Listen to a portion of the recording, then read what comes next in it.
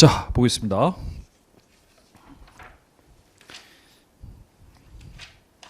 일단 여러분 제가 간단하게 그 이론 설명은 해드리는데 지금부터는 초점은 어쨌든 문제에는 좀 맞추셔야 돼요. 예, 그래서 문제를 좀 자주 읽어보셔야 되는데 문제를 좀 자주 읽어봐야 되는 이유는 뭐냐면 이 경영학 이론을 이제 출제위원들이 뭐 여기 보기가 5개가 있으니까 뭐 적절하지 않은 걸 구하라고 하면 그 중에 4개는 맞고 1개는 틀린 문장일 거고 적절한 걸 하라고 하면 4개는 틀리고 1개는 이제 맞는 거거든요. 근데 이제 선생님들이 틀린 보기 만드는 거 싫어해.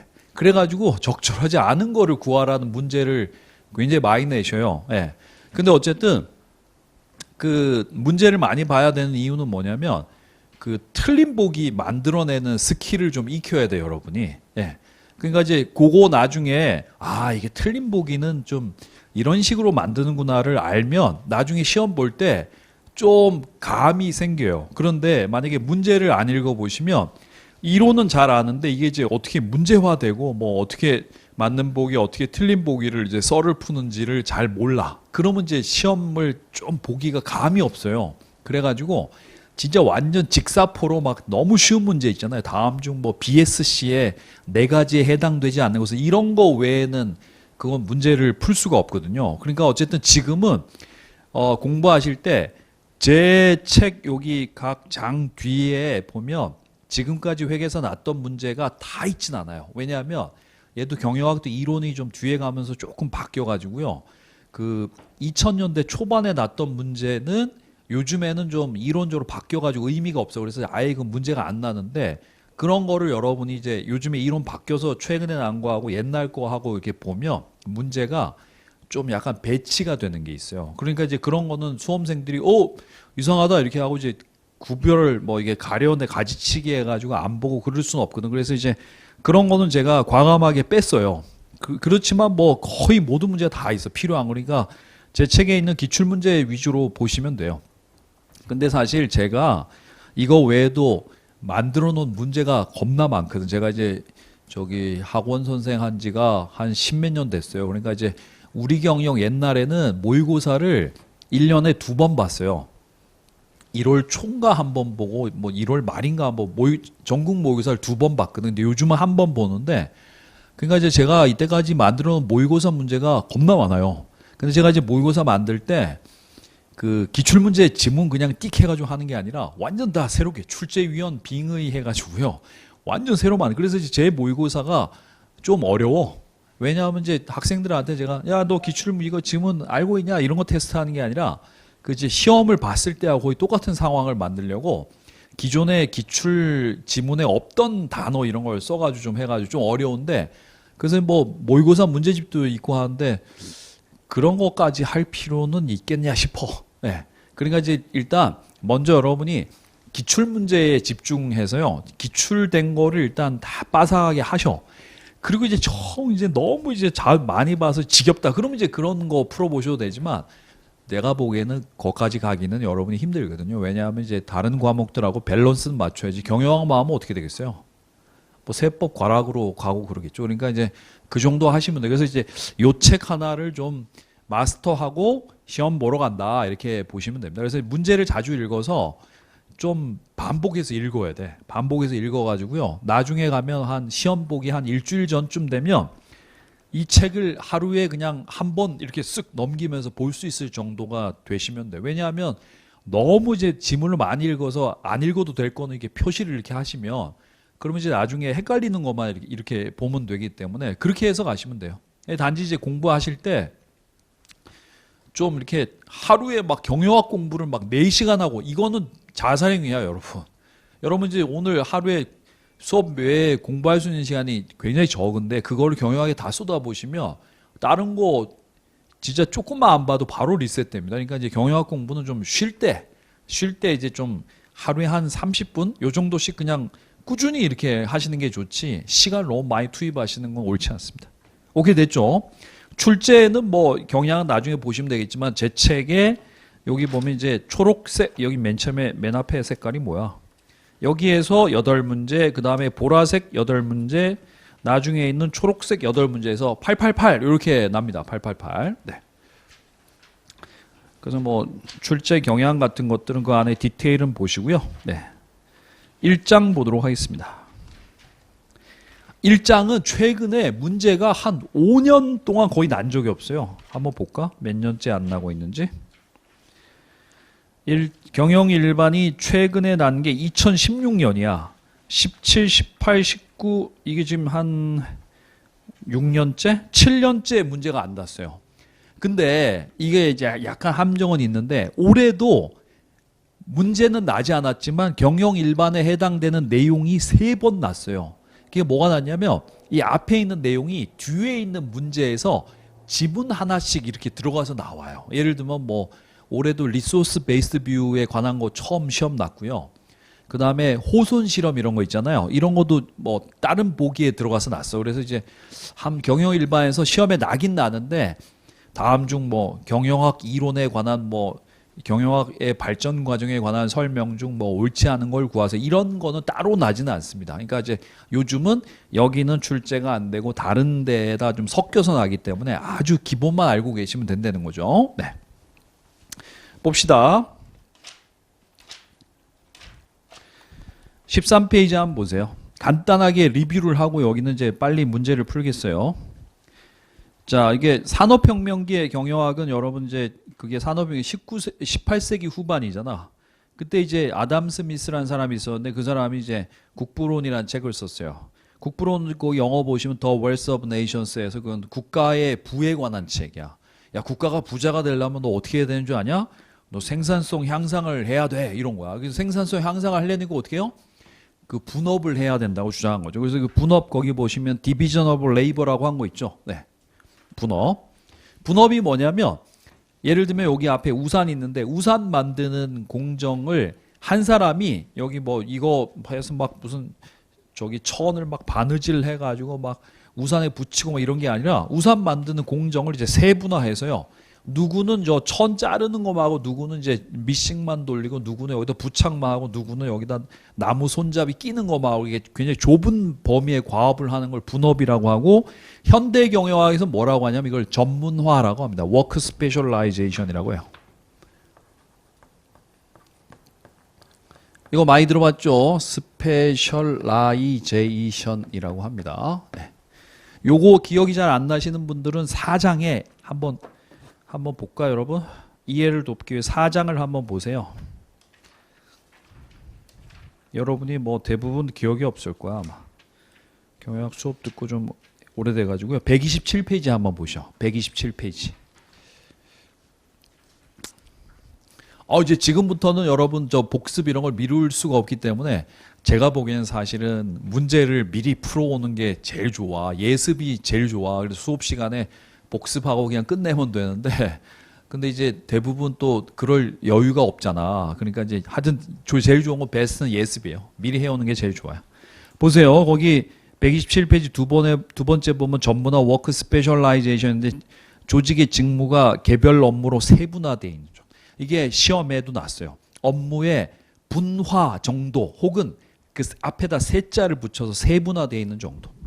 어떤 사람이 일을 이렇게 끝까지 이렇게 다 해요. 이렇게 되면 이제 전문화 정도가 낮은 거야. 그런데 요걸 이렇게 잘게 쪼개서 요만큼은 뭐 A가 하고 요건 B가 하고 이렇게 해서 잘게 쪼개 놓은 거야.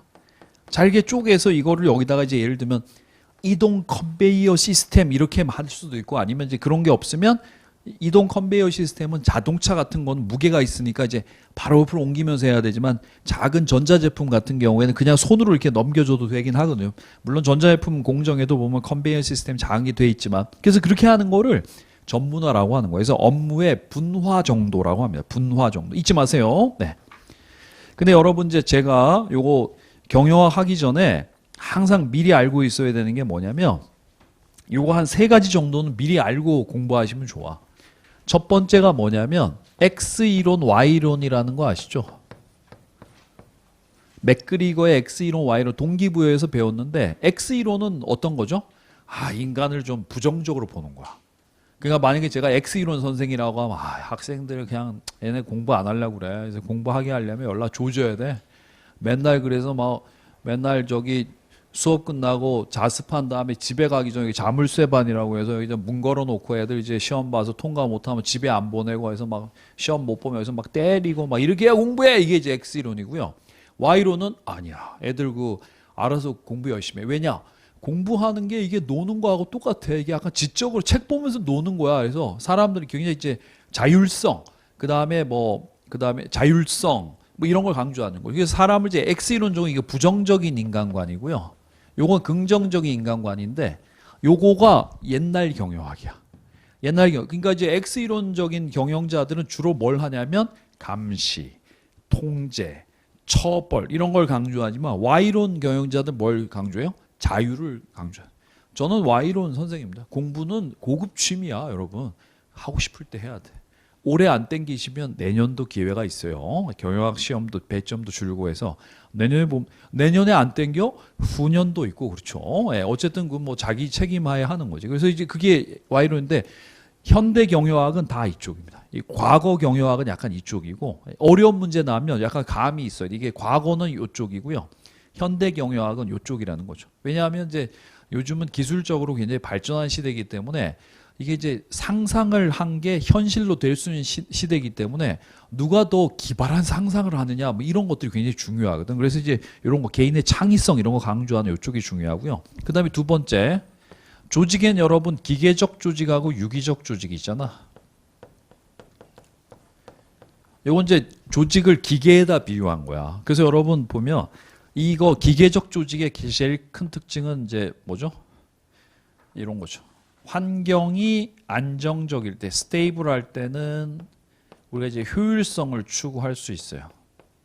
그래서 효율성이 높은 기계적 조직으로 설계를 합니다.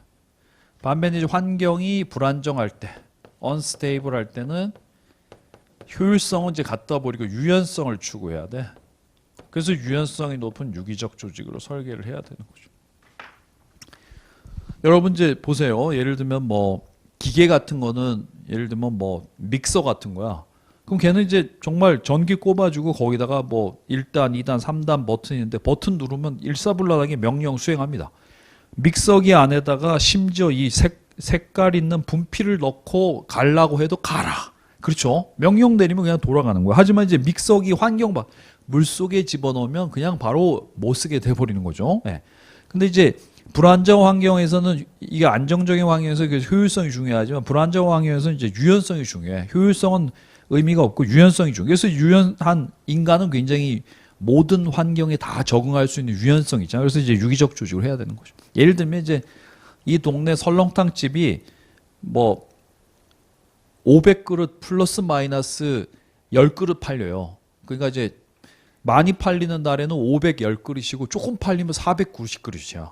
거의 500그릇 팔리니까 여기는 매일 500인분씩만 끓이면 돼. 밥도 500인분, 뭐 반찬도 500인분 하니까 식당이 정말 완벽한 효율적인 기계처럼 돌아가지만 이쪽에 이제 500그릇 플러스 마이너스 400그릇이야. 많이 팔리면 900그릇, 조금 팔리면 100그릇이야. 그럼 이제 어느 장단에 맞춰야 될지 모르니까 미리 설렁탕을 큰 그릇에 끓여가지고 이제 국물 따로, 고기 따로 해놨다가 손님 오면 고기 썰어가지고 이제 왜 뚝배기 같은 데다가 국물 넣어가지고 바로 팔팔 끓여가지고 내는 이제 그 작전을 써야 되는 거지. 그렇죠?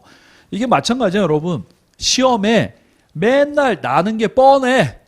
운전면허 시험처럼 나는 거 뻔하면 크라운 출판사에서 나온 위로 넘기는 문제집 사셔가지고 답에 동그라미 치고 그냥 죽도록 읽어보면 가서 시험 보면 거의 100점 맞아요. 근데 이제 시험에 뭐가 나오는지 몰라.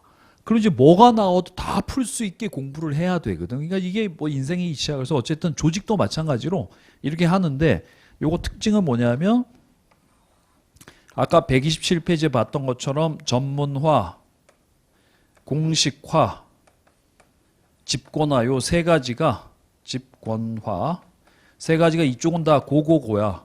근데 이쪽은 저저저입니다.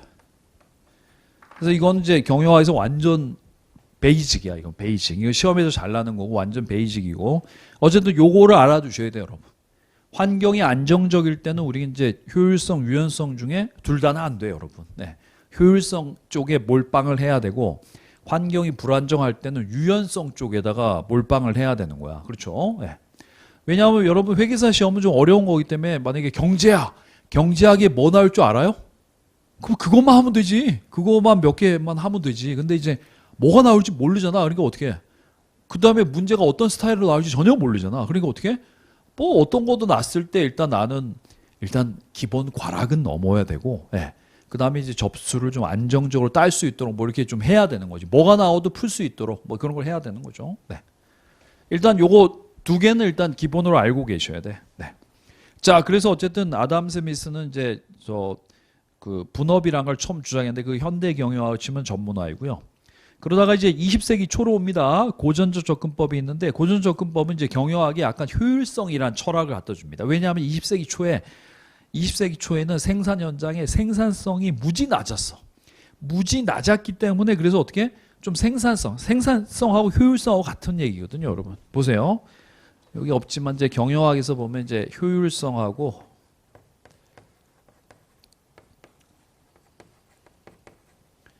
효과성은 자원의 활용도야. 요거는 이제 목표의 달성 여부입니다.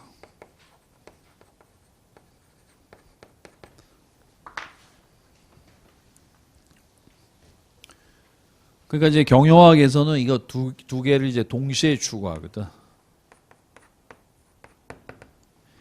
효율성은 뭐냐면 여러분 이제 효율성이 뭐 생산성 같은 거야. 투입분의 산출이지. 여러분 이 동네 식당 중에 가성비 좋은 식당 어디야? 가성비 나는 이제 돈 이만큼 내는데 내가 좋아하는 거를 뭐 그래도 좀 맛있는 거 먹을 수 있는 이런 게 가성비잖아. 생산성도 마찬가지예요. 투입 대비 산출력 이게 효율성이야. 반면 이제 효과성은 뭐냐면 효과성은 목표의 달성 여부입니다. 여러분 여기 계신 분들 다들 이제 곧 다가올 2월 말 1차 시험에서 합격하는 걸 목표로 하는데 공부했는데 합격했어. 그럼 어떻게 해? 그러면 공부를 효과적으로 한 거지. 합격을 못해. 그럼 비효과적인 거죠. 그렇죠? 근데 여기 있는 사람들 다 합격했어. 그래서 효과성은 획득했는데 여기 계신 분들은 우리 학원 커리큘럼을 이게 따라가서 합격했는데 예를 들면 이제 뭐 여기 있는 3명은 우리 학원 선생님들한테 모든 과목 다 과외를 받았어. 그래가지고 이제 우리 커리큘럼 하면 1년 얼마죠?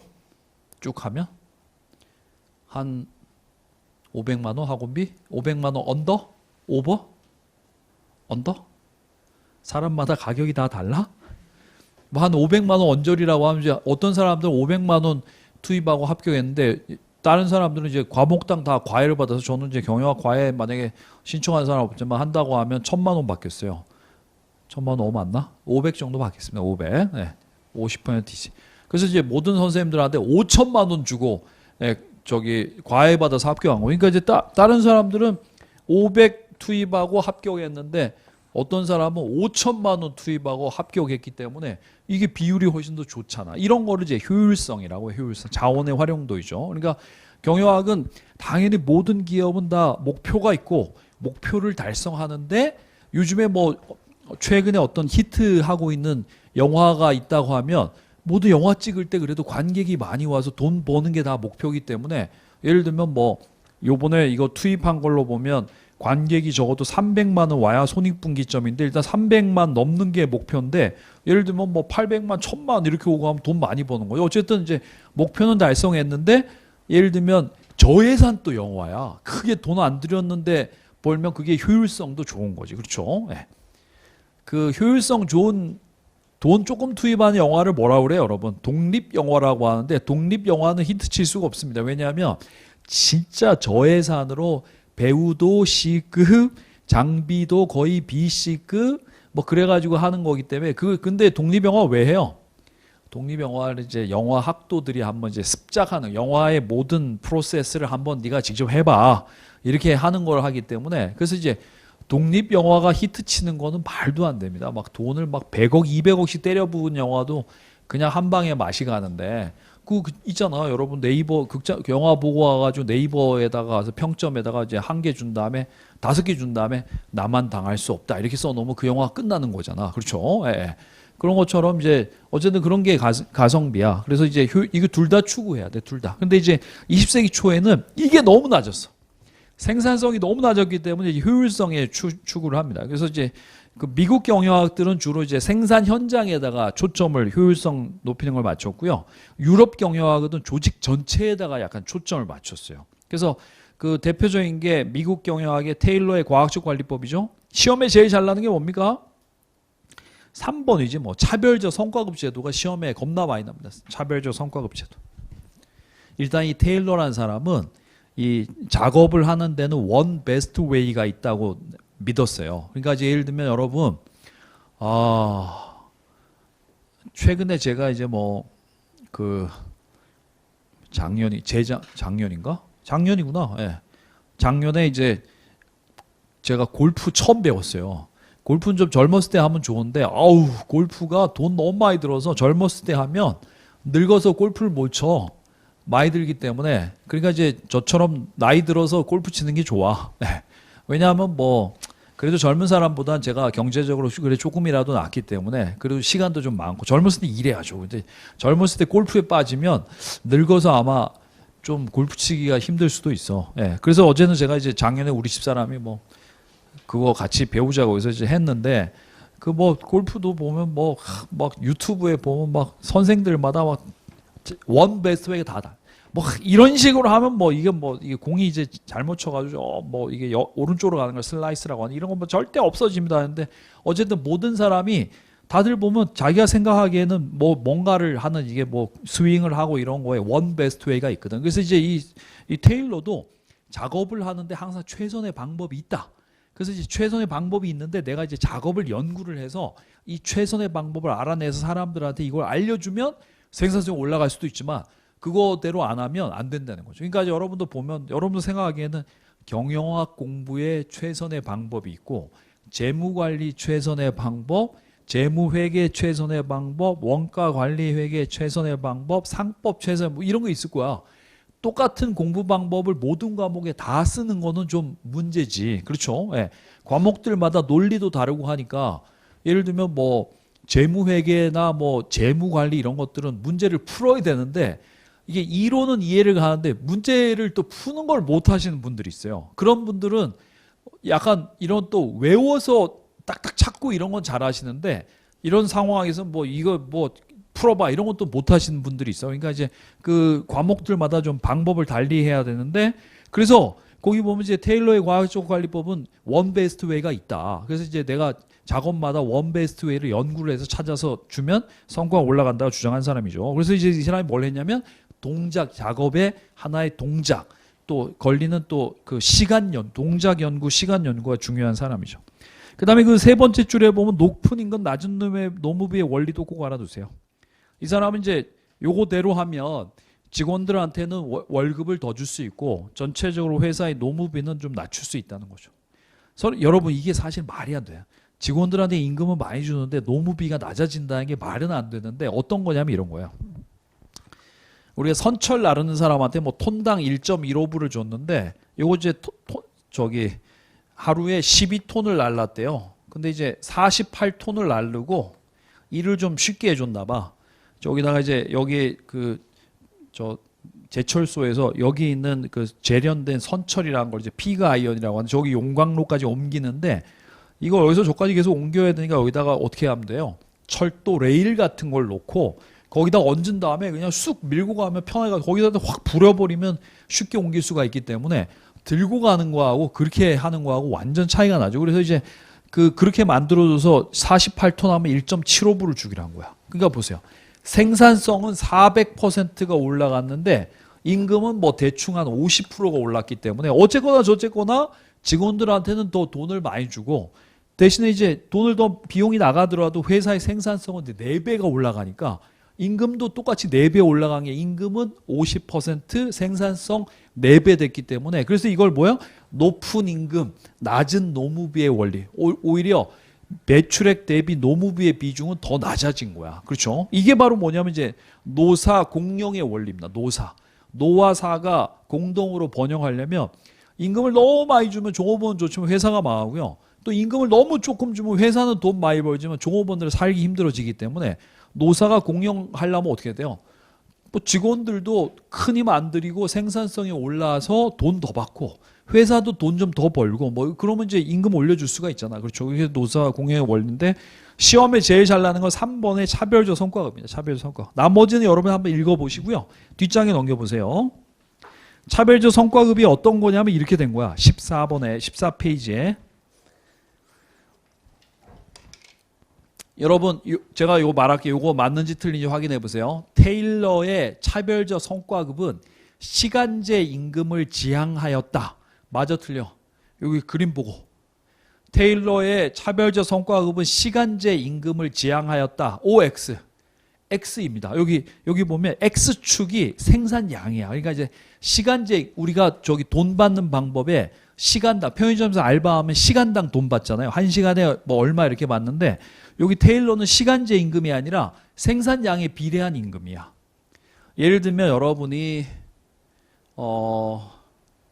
우리 뭐 생산량에 비례해서 여러분이 이제 회계사 합격해서 2차까지 합격했는데 아직 학교가 아직 1년 남아 있어가지고 회계법인에 입사는 못하고 회계법인에서 이제 겨울방학에 알바를 한다고. 회계사 자격증 아니고 2차까지 시험은 합격했는데 아직 이제 학교가 졸업을 못해서 알바를 하는데 그래서 이제 뭐 분계 한 개 하면 회계법인에서 1,000원을 준다고 합시다. 예를 들면 그럼 이제 하루에 분계를 100개 하고 가면 얼마 받는 거야? 10만 원 받는 거야. 그렇죠? 100개 하면 10만 원, 150개 하면 15만 원 이렇게 받는 거야. 그게 생산량에 비례한 임금. 그래서 이제 테일러식 차별적 성과급은 뭐예요? 생산량에 비례한 임금입니다. 근데 이제 테일러가 그 과업을 연구를 해서 표준 과업을 정해놔요. 그래서 표준 과업이 예를 들면 뭐 선철 나르는 거는 하루에 48톤이 이제 장비도 제가 편하게 이렇게 일할 수 있게 만들어 드렸기 때문에 48톤이 기본입니다. 해서 48톤을 기본으로 해서 여기 48톤. 48톤 이게 그래서 임률이 두 개가 있는데 48톤이 넘어간 사람은 당신 열심히 일했으니까 당신은 위에 거. 이 밑에 건 아니고 위에 거 적용해 줄게. 48톤 안 됐어. 당신은 그러면 아래 거 적용해 줄게. 이렇게 해서 이제 임률을 두 개를 놨어요. 그래서 이걸 뭐라고 하면 차별적 성과급이라고 하는 거야. 여러분 요 두 개는 기울기가 다르다는 거 아시죠? 무조건 이제 원점에서 시작하기 때문에 기울기가 동일하지 않고 다르게 됩니다. 아시겠죠? 네. 그러니까 이제 여러분 여러분 우리 공장 다니는데 여러분 제가 요렇게 제시했어. 그럼 어떻게? 뭐 기왕 하는 김에 요렇게 해서 돈 더 받아야지 이런 생각하기 때문에 이제 요건 사람을 약간 돈으로 동기부여하려고 했다는 거죠. 아시겠죠? 요게 시험에 잘 나요. 차별적 성과급이. 뒤에 가면 뭐 이런 것도 나. 여기 가면 이제 미리 보여드릴게. 5장에 한번 보세요.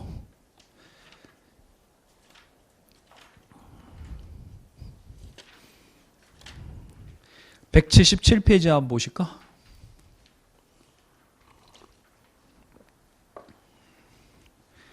거기 177에 보시면 그림 4개 있는데 우측 상단에 테일러식 복률 성과급인데 그 테일러식 차별적 성과급인데 왜 복률이라고 했냐면 요 사람들한테 주는 임금을 임금률이라고 해요. 임금률 혹은 임률인데 테일러식은 임금률이 몇 개예요?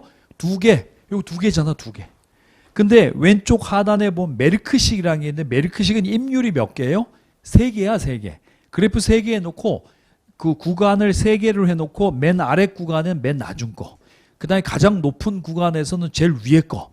가운데 구간에서는 가운데 이렇게 주니까 이거 역시 이제 메르크식하고 테일러식이 어때요? 사람들 이제 돈을 동기부여하려고 돈으로. 그러니까 이제 열심히 하면 돈 좀 더 드릴게요. 근데 그게 약간 더 차등 있게 높여서 드릴게요. 이렇게 한 거죠. 그러니까 임률이 테일러식 몇 개요? 2개. 그 다음에 메르크식은 3개라는 거 알아두세요.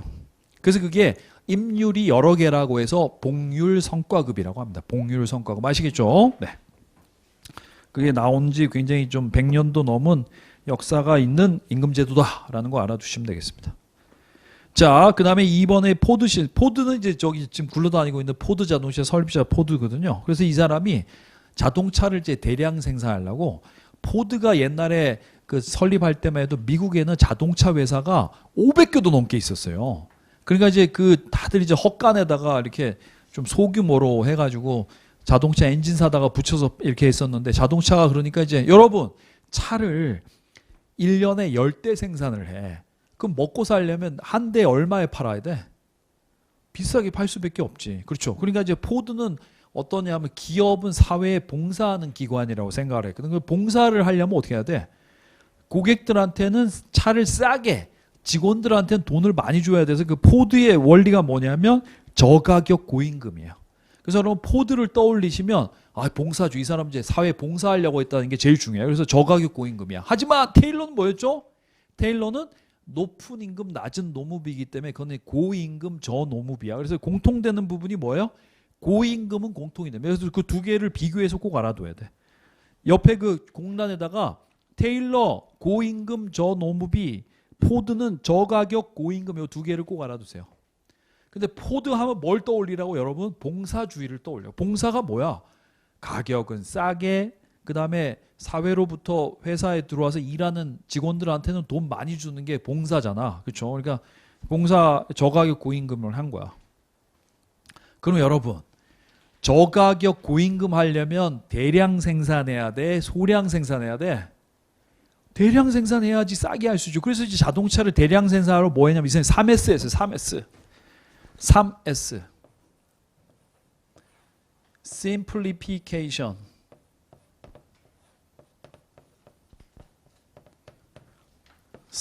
Standardization.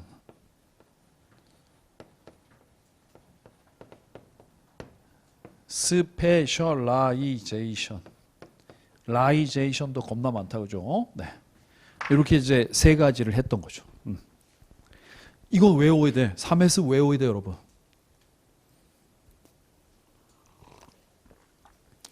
여러분 저 우리경영 홈페이지 여기 스마트에는 내가 안 올려놓은 것 같아요. 우리경영 홈페이지 가셔서요. 거기 가면 이제 홈페이지에 강사 소개가 제 얼굴을 클릭합니다. 가면 거기에 막 Q&A 게시판도 있고 막 자료실도 있고 자료실에 들어가면 제가 PDF 파일로 경영학에서 꼭 외워야 될 거를 정리해 놓은 파일이 있어. 그럼 이제 그걸 다운받아서 저런 뭐 아이패드 같은 데다가 해도 되고 아니면 그걸 그냥 휴대폰으로 이렇게 보고 다니면서 일단 그거를 일단 기본 외워야 돼요. 왜냐하면 이런 거는 기본 외워야지 시험에 풀 수가 있거든. 그러니까 꼭 외워야 될 것만 제가 정리해 놓은 거 있어. 그래서 그거는 일단 기본 외워야 돼. 그거 안 외우면 답 없어요. 예를 들면 매술로의 욕구 5단계 이런 거는 이제 문제의 순서대로 바른 것은 물어보잖아. 그럼 그거 외워야지 어떻게 해. 그렇죠. 그러니까 그런 거 제가 정리해 놓은 거 있거든. 그러니까 그거는 완전 기본입니다. 그거도 안 돼 있는데 시험 보러 가는 거는 말도 안 돼. 그러니까 이제 그런 거 가지고 여기 좀 쉬는 시간에 머리도 좀 식힐 겸 하면서 자투리 시간 활용하시고 그렇게 하면 효과가 좋아요. 이 경영학은 사실은 이제 조금씩 공부해야지 막 기립다 시간 투입해서 하는 건 좀 사치거든. 왜냐면 우리가 이제 시간이 너무 제한되어 있는데 다른 과목도 하셔야 되기 때문에 물론 나도 제 과목을 학생들 여기 와서 제가 가끔 이제 공부 열심히 하다 이렇게 들어와 보는데 여기서 막 경영학 책 펴놓고 막 열심히 하고 그러면 좋지만 그게 다른 시험에 다른 과목에 영향을 미칠 수가 있기 때문에 그래서 이제 적당히 하셔야 되는 거죠. 네, 그렇습니다. 3S 꼭 외우시고요. 네. 그 다음에 저 바다 건너 프랑스의 페올의 일반 관리는 페올은 시험에 잘 나는 게 경영 관리 직능 5요소 그게 시험 잘. 계획 조직 지휘 조정 통제 이걸 처음 얘기한 사람이 페올이에요. 보통 경영 프로세스 현대에서는 계획 조직 지휘 통제 이렇게 네 가지를 치는데 요즘은 이제 조정은 뭐 별로 그것도 중요하지만 일단 단순하게 해서 네 개를 하는데 최초로 이제 5개 계획 조직 지휘 와 통제 사이에 조정이라는 것까지 넣어서 5요소를 얘기한 사람이 이제 페올입니다. 페올. 네.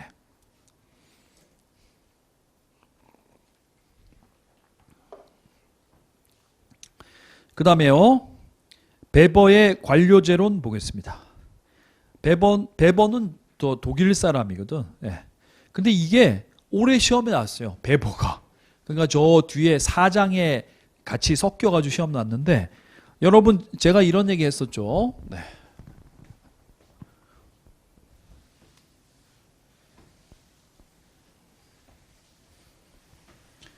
내년 뭐 언제? iOS가 저기 18 버전으로 이제 지금 뭐 17점 뭐더라. 여기 다 뭐 아이폰 이런 거 쓰시잖아. 근데 이제 18로 나오는데 18의 제일 특징은 AI 기능이 좀 탑재가 많이 된다고 하더라고요. 그래서 최근에 보면 AI 뭐 이런 거 관련된 거 주가가 제일 높아요. 그래서 요즘 최근에 많이 올라온 게 뭐냐면 저기 엔비디아 그것도 이제 뭐 엔비디아의 칩 이런 것들이 AI 이런 거 하는데 꼭 들어가야 되는 거고 그 다음에 마이크로소프트도 많이 올랐대요. 그래서 마이크로소프트 지금 이미 뭐 무슨 파일럿 뭐 해가지고 이제 이미 테스트판에 나와 있다고 하는데 걔한테 시키면 웬만한 사람보다 훨씬 더 엑셀 더 잘한다는데 표 만들고 이런 거 대박이래. 예.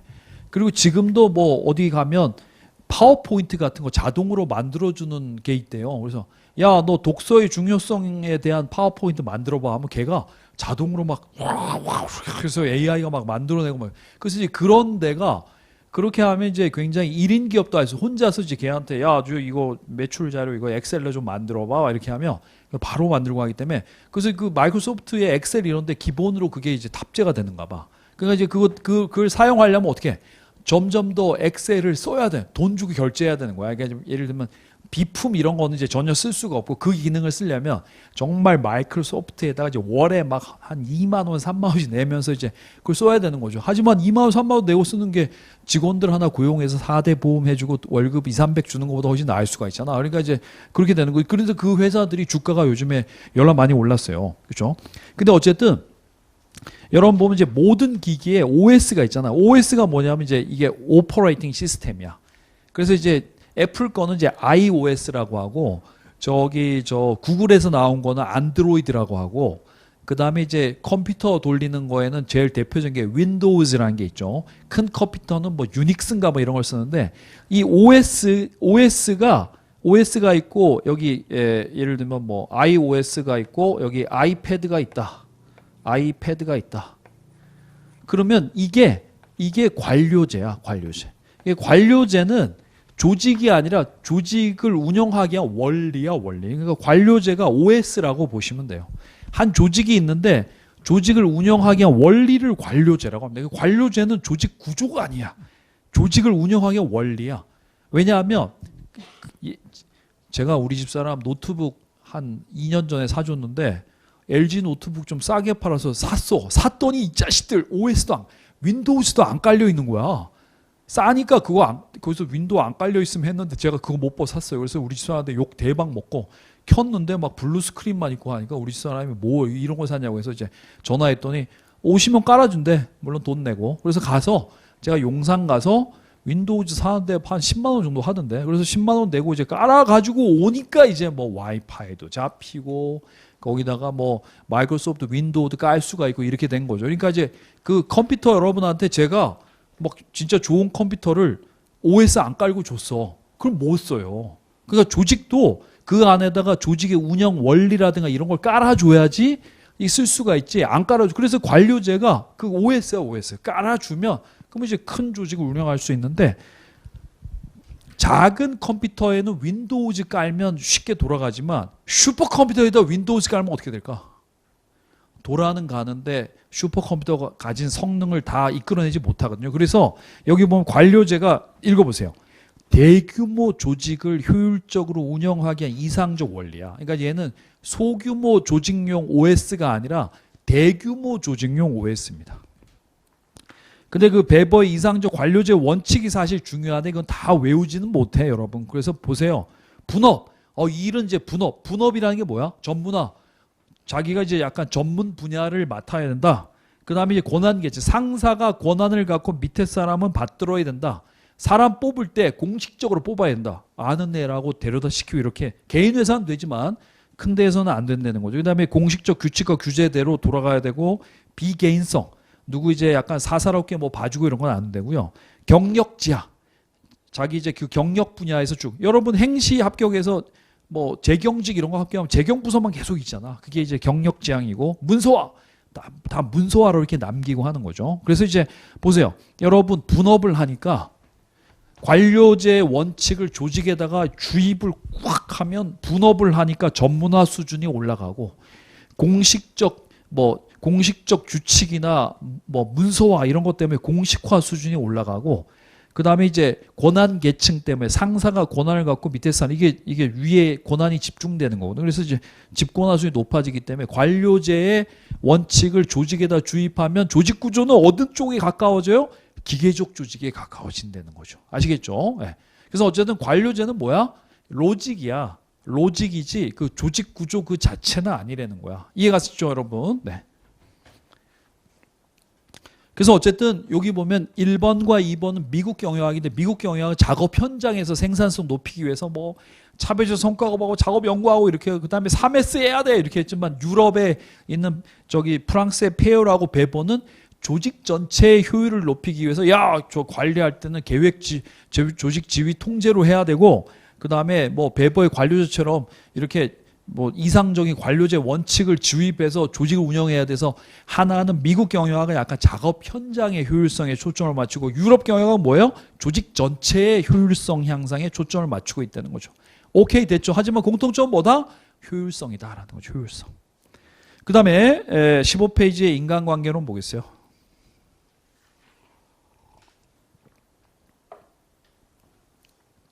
인간관계론도 올해 시험 났어. 호손 실험 아시죠? 이게 호손이라는 게 동네 이름이기도 하고 공장 이름이기도 하거든. 저기 미국 가면 일리노이주 아시죠? 저 북쪽에 있잖아. 나도 안 가봤어. 일리노이주 시카고 근교에 호손이라는 동네가 있었는데 이게 옛 지명이야. 여러분 요즘 우리나라도 지명 같은 거 많이 사라져요. 옛날에는 전북 이리시인가 있었는데 이리가 어디 합쳐져서 익산이라는 데로 됐고 그 다음에 마산도 요즘은 이제 통합이 돼서 창원이라고 바뀌었던가 뭐 그렇고 이제 지명이 있다가도 없고 뭐 그렇습니다. 예. 근데 호손도 그 일리노이주 시카고 근교에 있던 지명인데 지금은 없어요. 제가 찾아봤는데 옛 지명이야. 근데 이제 호손에 공장이 있었는데 그 공장이 뭐냐면 여러분 벨이 개발한 게 뭐야? 벨. 어렸을 때 위인전 읽었죠. 벨. 알렉산더 그레이엄 벨. 전화기 개발한 사람이잖아. 그래서 이제 그 벨이 개발한 벨식 전화기를 생산하던 최신 공장이었어요. 그 당시에 1920년대. 그러니까 이제 지금으로 치면 갤럭시 22 생산 공장이라고 생각하시면 됩니다. 최신 공장에서 이제 실험을 했어. 뭘 했냐면 테일러의 과학적 관리법대로 테일러의 과학적 관리법들은 이제 여러 가지 이제 어떤 작업의 물리적 요소 같은 것들을 향상시켜주면 생산성이 오른다는 거기 때문에 그게 정말 유효한지 호송 공장에서 했는데 뭘 했냐면 이거에서 조명 실험했어요. 조명 실험. 우리 학원은 지금 이제 좋은 학원이기 때문에 이거 다 바뀌었네. LED로 다 바뀌었네. 근데 옛날에는 여기 뭐 있었어요? 제가 한 2년 전까지만 해도 여기 형광등 껴져 있었거든. 예. 근데 형광등이 나온 지 100년 정도 됐는데 처음 나왔을 때는 뭘 썼냐면 그전에는 좀 더 에디슨이 개발한 백열등을 썼어요. 백열등은 이게 불을 켜놓으면 벌게서 밝으면 아마 태양광하고 비슷해가지고 그런 효과가 있지만 열이 엄청 나고요. 그 다음에 이제 밝지가 않습니다. 그래서 이제 여기 형광등이 나왔는데 이건 아니에요. 이건 이제 LED여가지고 아닌데 형광등이 나와가지고 형광등을 썼었는데 형광등이 맨 처음에 보면 엄청 비쌌어요. 길게 뽑아내야 되고 그 안에 형광등은 또 뭐 안전기라고 해서 약간의 전기 장치도 필요하기 때문에 그게 처음에 엄청 비쌌어요. 하지만 이제 파장은 하얀색이라 작업하고 이런 게 혼자서 좋았는데 그래서 이제 요거 형광등을 설치를 하면 조도가 올라가기 때문에 생산성이 올라간다는 걸 보여주려고 형광등 설치업자들이 록펠러 재단에 돈을 얻어서 여기 최신 공장 호손 공장에서 실험을 한 거예요. 그래서 1차 실험이 여기 보시면 조명 실험이에요. 어떻게 했을까? 실험군 항상 대조군에서 실험군에 백열등을 빼고 형광등으로 샥샥샥 바꿔주면서 점점 조도를 올렸더니 생산성이 올라가는 거야. 그러면 여러분 이제 생산성이 올라간 거가 형광등 때문이다라고 하려면 어떻게 해야 돼? 다시 형광등을 빼보면 어떻게 돼? 저기 생산성이 떨어져야 되는데 한번 올라간 생산성은 안 떨어지는 거야. 그래서 이제 이게 조명은 아니다. 해가지고 이제 그 다음에 후속 실험을 하려는데 어떻게 해야 될지 몰라서 이제 실험을 하버드 대학에 의뢰를 합니다. 그래서 이제 하버드 대학 누구요? 거기 안 써 있네. 메이오하고 레슬리스버거라는 사람이 있어. 메이오라는 사람하고 마요 아닙니다.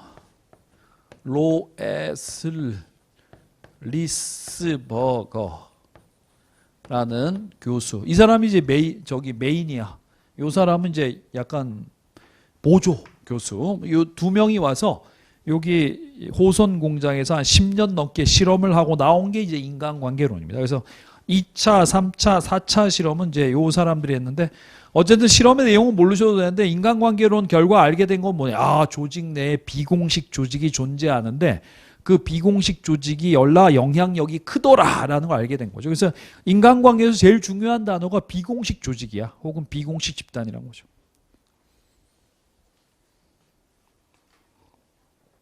어떻게 나오게 되는지 간단히 설명드리면 그 4차 실험에서 배선 관찰 실험이 있었어요. 그래가지고 이게 이제 전화 교환기, 전화가 집집마다 연결이 되려면 지금 우리가 번호를 띡띡띡띡 누르면 기계가 자동으로 그 회선하고 연결을 해주지만 옛날에는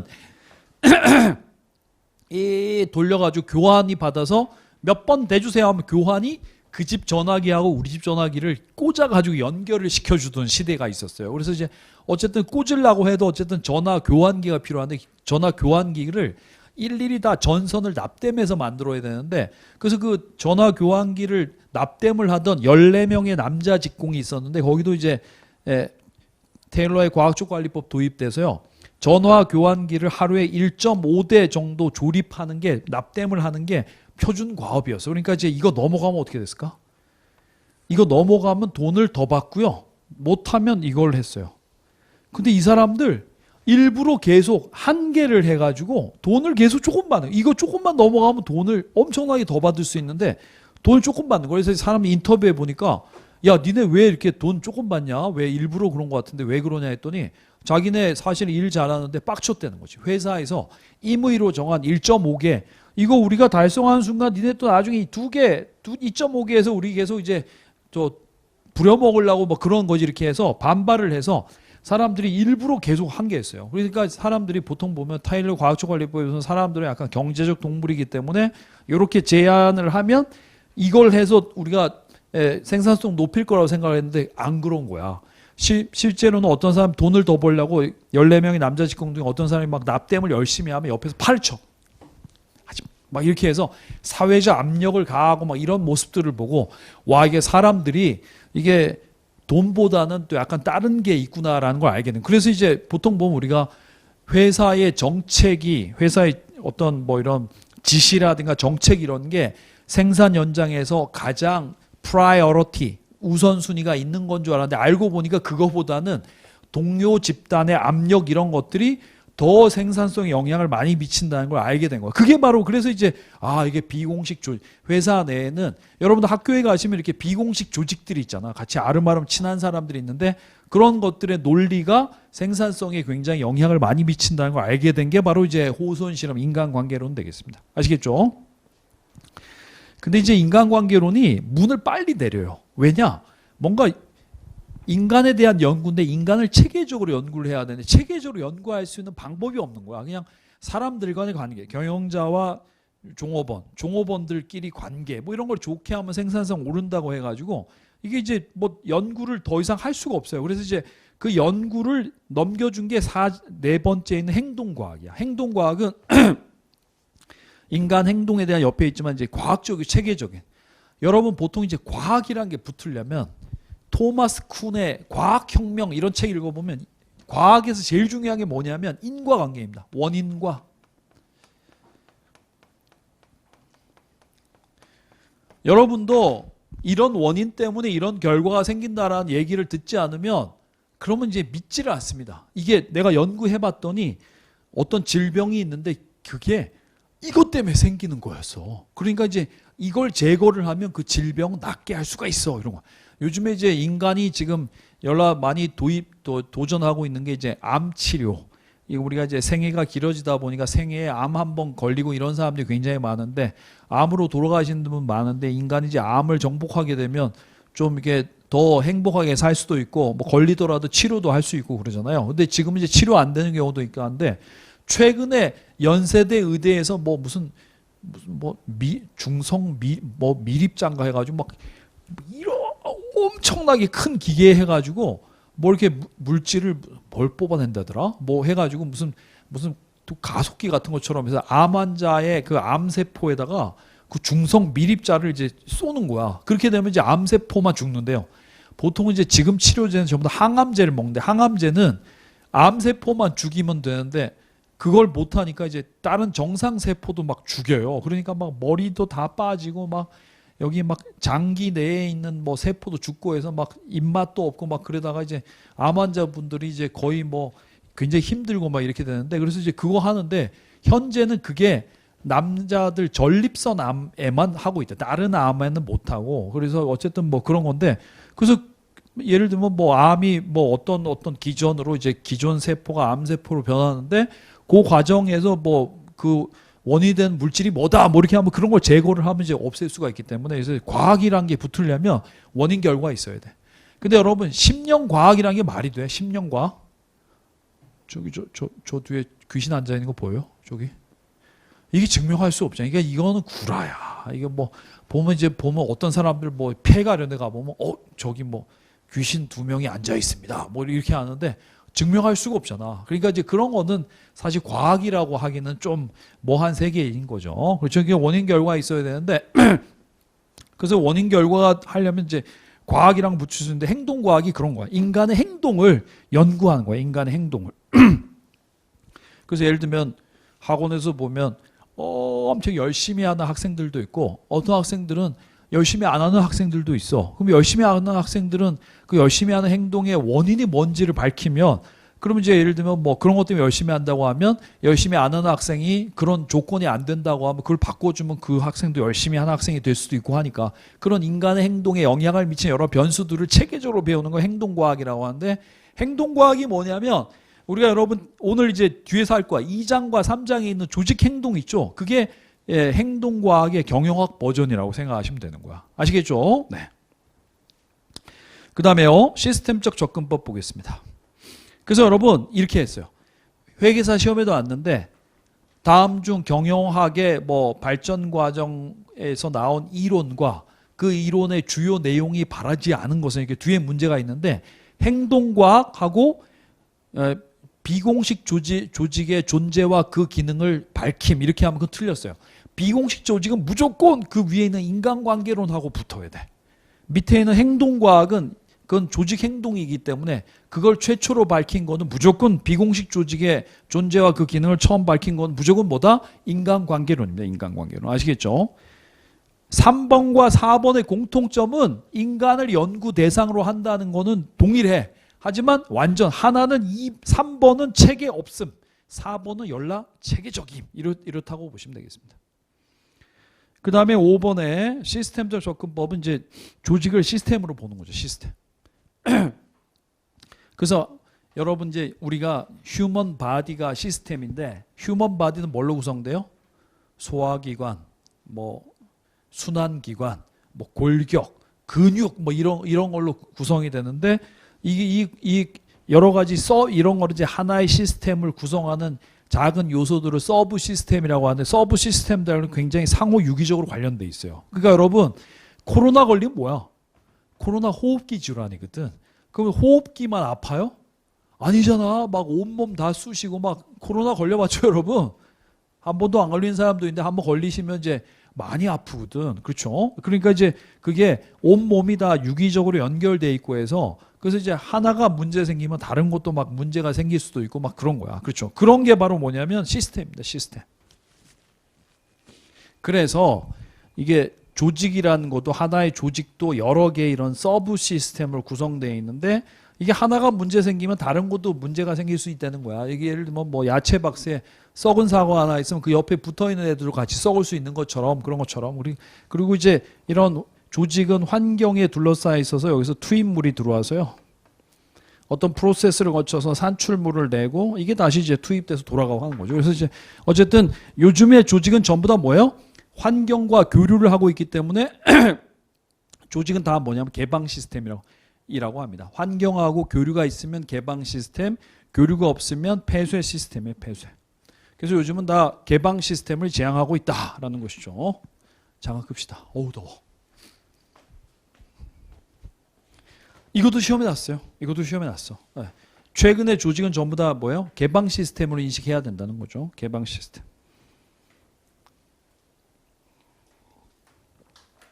요즘에 일본 여행 사람들 많이 간대. 왜 가요? 요즘 환율이 낮거든. 네. 일본 엔화 환율이 요즘에 뭐 1,000원 주면 1,000원 주면 800메덴을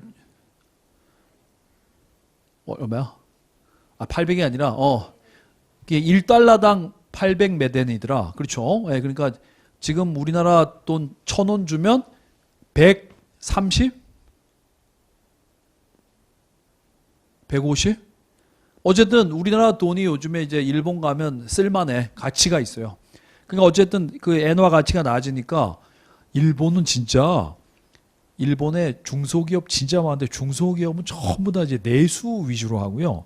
일본의 대기업만 이제 해외 시장 개척하고 그러는데 일본 대기업이 전체 기업의 일본의 0.3%인가 개수로 하면 그런데 걔네가 전체 매출에 뭐 엄청 많이 죠. 그래서 대기업은 지금 장사가 엄청 되는데 중소기업 이런 데들은 대부분 이제 내수 시장을 전문으로 하고 뭐 이러기 때문에 내수에다 팔려면 외국에서 원재료를 사다가 만들어서 팔아야 되는데 원재료 가격이 이제 엄청 오르고 해가지고 그래서 일본이 그게 엔저가 돼가지고 장사 잘 되고 뭐 이런 것들이 아주 오래 갈 거라고 하는데 어쨌든 우리나라 사람들은 이제 여행 갈 때 뭐 저도 뭐 일본 여행 가본 지 오래됐지만 월드컵 이전에 갔던 것 같은데. 네.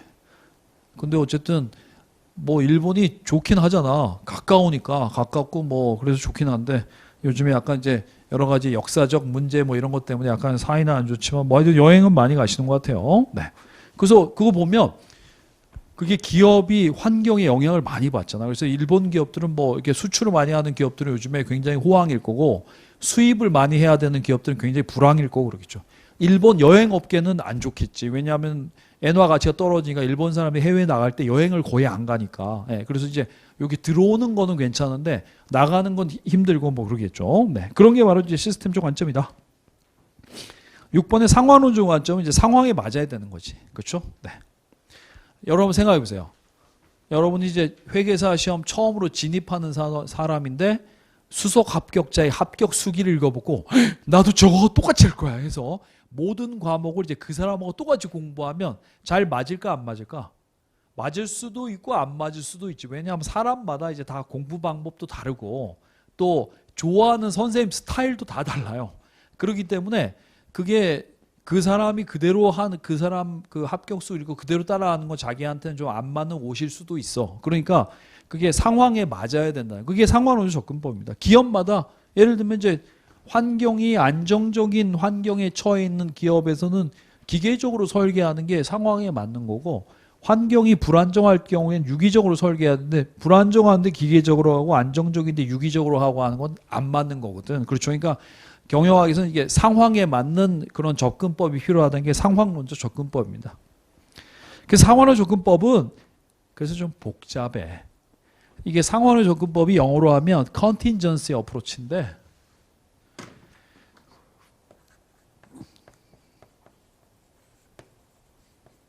근데 이게 반대말은 뭐냐면 universalistic한 거야.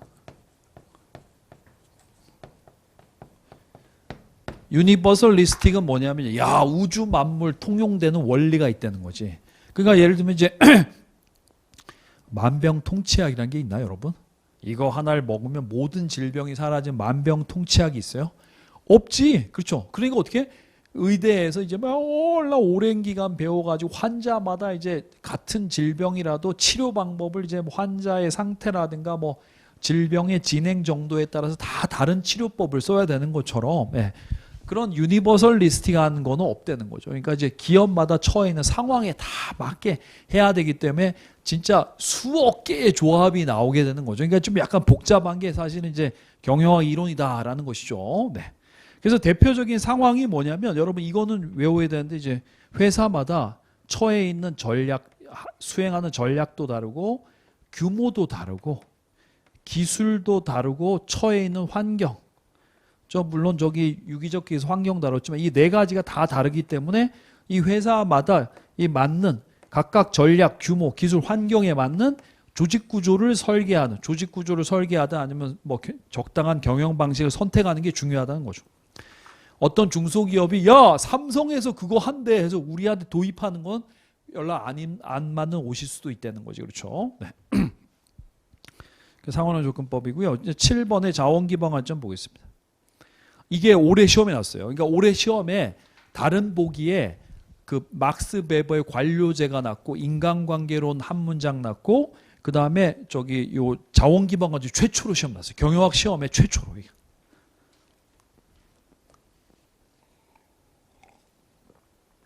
요 시대순으로 해보면 여러분 앞에다가 한번 적어봅시다. 13페이지에 와서 산업혁명기의 경영학은 18세기 후반이라고 적어 놓으시고요. 1770년 18세기 후반, 고전적 접근법은 20세기 초, 그 다음에 인간관계론은 1930년대, 행동과학은 1940년대, 시스템적 접근법은 1960년대, 넘겨서 상황론적 접근법은 1970년대, 자원기반 관점은 1990년대 이렇게 순서대로 배웠어요. 근데 여러분 이제 1990년대 자원기반 관점이 나오게 된 게 뭐 자원기반 관점이 읽어보세요. 리소스 베이스 뷰야. 기업을 리소스 베이스 그 자원을 근간으로 해서 뷰 본다는 거예요. 이게 자원기반 관점이 뭐냐면 이런 거야. 보통 이제 기업에 대한 정의가 뭐냐면 이 자원기반 관점에서는 자원의 집합체로 봅니다. 그 옆에 보시면 기업 이퀄 자원의 집합체 보이시죠? 네. 그러니까 이제 기업은 자원의 집합체이기 때문에 좋은 기업이 뭐냐는 거지. 좋은 기업 뭐예요? 좋은 기업 양질의 자원의 집합체라는 거야. 우리나라에선 삼성전자가 돈을 제일 많이 버는데 삼성전자가 돈을 제일 많이 버는 이유가 뭐냐면 걔네가 자원이 좋아. 인적 자원의 질, 월급을 많이 주니까 인적 자원의 질도 높고 그 다음에 이제 그 고학력의 연구 인력들이 R&D 죽도록 하기 때문에 노하우, 기술도 좋고 돈 많으니까 설비도 최신 설비 갖고 와서 했기 때문에 걔네가 자원이 좋기 때문에 그래서 이제 좋은 기업이라는 거죠. 그렇죠? 그래서 이제 그 좋은 성과는 자원에서 나온다는 건데 근데 밑에 보세요. 근데 이제 기업마다 갖고 있는 자원이 다 다른데 자원은 두 가지 특징, 이질성과 비이동성을 가정으로 합니다. 그러니까 예를 들면 기업마다 자원은 다 다르지만 저쪽에 있는 회사에 있는 사람들이 이쪽으로 쭉 빼오면 될 거 아니야. 그래서 그래서 이제 일단 비이동, 이동이 좀 어렵다. 현실에선 이동이 어렵다. 자원 간의 이동이 어렵다는 거, 기업 간 자원 이동이 어렵다는 가정하고 하나는 기업마다 자원은 다 다르다는 걸 가정하다는 거죠. 그래서 이 두 가지 가정을 깔고 나면 기업이 보유한 자원에서 경쟁력이 나온다는 거지 말이 되는 거죠. 이게 왜 나왔냐면 80년대 미국 기업들은 어떻게 했냐면 M&A를 겁나 했어요. 여러분 80년대 이제 포터류의 경영학이라는 게 했는데 뒤에 보면 마이클 포터라는 거 배우잖아요. 마이클 포터의 산업구조 분석 이런 거 배우는데 산업구조 분석 그 5가지 해보면 돈 되는 산업이 있어. 그러니까 돈 되는 산업이라는 게 이제 매력적인 산업인데 분석했는데 이 산업이 매력적이야. 그럼 여기 들어가야 되는 거야. 근데 나는 이 산업에 대해서 하나도 모르는데 이게 매력적이니까 들어가야 돼. 그래서 미국 기업들이 80년대 여러분 제가 이 산업에 들어가는 제일 쉬운 방법 뭐야? 여기다가 신설 기업 차리는 것보다 여기 있는 기업을 내가 사는 게 훨씬 더 이 산업에 진입하기가 좋잖아. 그래서 돈 있는 대기업들이 M&A를 겁나 많이 했어요. 그래서 이제 M&A를 했어. 예를 들면 제가 학원 선생 하다가 갑자기 뭐 학원 선생하고 제일 안 맞는 비즈니스가 뭐야? 제가 예를 들면 뭐 무슨 치킨집을 차렸어. 근데 이제 치킨집을 차렸는데 제가 치킨 한 번도 안 튀겨봤죠. 그러니까 이제 기름 이렇게 넣고 거기다가 바로 치킨 넣은 다음에 가열해. 이게 막 끓는 상태에서 이게 넣어야 될 거 아니야. 근데 바로 넣으면 어떻게 돼요? 치킨이 이제 기름을 다 빨아당기지. 그래가지고 이상하게 기름이 이렇게 많이 주네. 왜냐하면 이제 치킨 안으로 다 흡수되기 때문이죠. 그래서 이제 사람들이 탁 먹으면 기름이 이제 쭉 나오면서 바로 이제 화장실로 직행하게 되시는. 그래서 이제 약간 저기 변을 잘 못 보시는 분들을 위한 치킨 이런 게 돼가지고 이제 그렇게 되면 팔릴까? 안 팔리죠. 바로 망해죠. 그러니까 이게 보면 미국 기업들이 돈이 된다고 해서 그 산업에 들어갔는데 해보니까 안 되는 거야. 그래서 이제 일본 기업들한테 연락 까였어요. 왜냐면 일본 기업들은 돈 된다고 해서 들어가는 게 아니라 계속 자기네 연구 개발만 사무라이가 계속 칼을 막 예리하게 갈면서 싸움 났을 때 이제 칼을 예리하게 갈고 빨리 넣었다가 빼가지고 상대 뱃속에 담궜다가 빼고 이런 기술만 연마했었는데 미국 기업들은 계속 몸집 불리게 한 거야. 계속 막 이거 벌크업하면서 막 단백질 보조제 만들면서 이거 막 기업의 등치를 키웠는데 그래서 그냥 등치만 크고 기술도 없는 미국 거인하고 일본 사무라이하고 작지만 만나 보니까 일본 사무라이가 축축 하고 하니까 이제 거인이 여기 거인 뱃속에 칼 들어갔다 나오면 거인도 죽는 거지. 그래서 이제 미국 기업들이 일본 기업들하고 싸워 보니까 기술력이 없으니까 카메라 다 망했어. 미국 카메라 다 망했어. 자동차 다 작살나고 막 이렇게 해보니까 그래서 한 10년, 20년 동안 일본 기업한테 작살 나보니까 와, 기업의 진정한 경쟁력은 이런 몸집에서 나오는 게 아니라 내부의 경쟁력에서 나오네 하고서 나온 게 이게 바로 이제 자원 기반 관점이야. 미국 애들이 한 수업료 한 20년치를 한번 내고 그리고 알게 된 게 리소스 베이스. 그래서 이제 기업의 진정한 경쟁력은 뭐야? 기업 내부에 있는 이제 자원, 뭐 노하우, 기술력 이런 거에서 나온다고 나온 게 이제 리소스 베이스인데 그래서 이제 중요한 게 뭐냐면 핵심 역량이 중요한 거지. 핵심 역량. 여러분 예를 들면 제가 뭐 할까? 예를 들면 뭐 제가 뭐 학원 선생 하다 보니까 학생들이 여기에다 쓰고 있는 저기 독서대 같은 게 회계사 수험생에 딱 어울리는 뭐 독서대를 개발했다고 합시다. 그럼 이제 그걸 제가 만들었는데 만들어서 이제 팔았는데 인기가 좋으니까 그게 사실 뭐 특허 내기도 쉽지가 않고 그러잖아. 그러니까 이제 기존의 독서대 만드는 회사가 저게 잘 팔린데 우리도 저 모양으로 해서 팔아 이렇게 해서 팔면 내가 처음 만든 것보다는 저기 독서대 저렇게 만들던 사람들은 훨씬 더 어느 부위가 튼튼해야 되고 이런 거 노하우 잘 있으니까 사람들이 그쪽으로 확 쏠릴 수가 있기 때문에 제가 어떻게 돼요? 시장을 그냥 한 방에 이룰 수가 있어. 그러니까 어떻게 그렇지 않기 위해서는 핵심 역량이라는 게 있어요. 핵심 역량이 뭐냐면 이제 남들은 안 갖고 있고 나만 갖고 있는 약간 필살기 같은 기술을 핵심 역량이라고 하는 핵심 역량이 되려면 오른쪽에 17페이지에 보면 VRIN 해야 된다는 거죠. Valuable, Rare, Inimitable, Non-Substitutable. 이게 올해 시험 났어요. 이게 올해 VRIN 이거 외우셔야 돼. VRIN.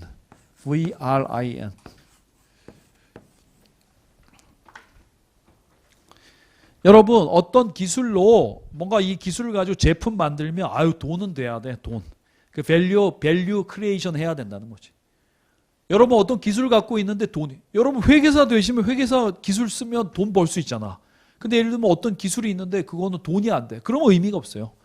그래서 첫 번째 가치 창출이 돼야 되고 두 번째는 레어 아이템이어야 돼. 남들은 안 갖고 있고 나만 갖고 있는 기술이어야지 그게 돈이 되지. 개나 소나 다 갖고 있으면 기술이 안 돼. 그 돈이 안 돼요. 그 다음 세 번째 inimitable. 봐도 어떻게 하는지를 몰라요. 복사가 안 되는 게 이미테이션 흉내를 못 내는 거야.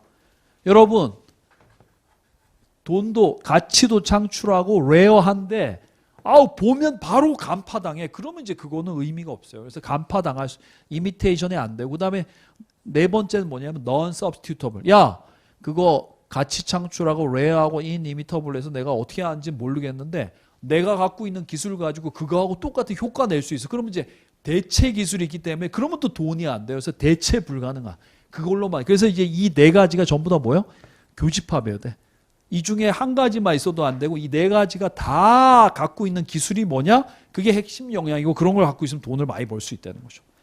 사람이고 아니면 기업도 마찬가지라는 거죠. 그래서 그 VRIN이 올해 시험 났어요. 그 중에 한 개를 뭘 이상한 걸로 바꿔가지고 시험에 났었어요. 알아두세요. 네. 최근 경영 이론 여기서부터는 잠깐 쉬었다 갑시다. 네.